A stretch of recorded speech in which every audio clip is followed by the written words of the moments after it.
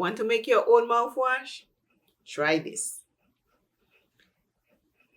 1 glass warm water, 2 drops tea tree oil, 2 drops lemon oil, 10 ml brandy.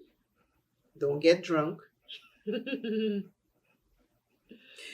drops peppermint oil, 2 drops of geranium oil, 2 drops thyme oil.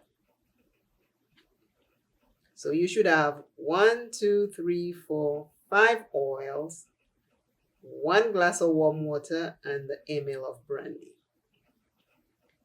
And you are going to mix all these ingredients together.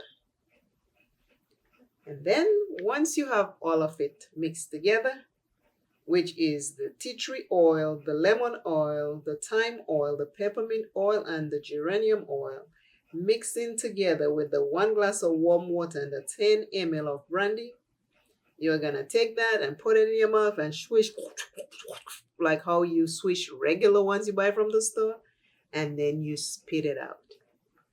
Let me know when you try this.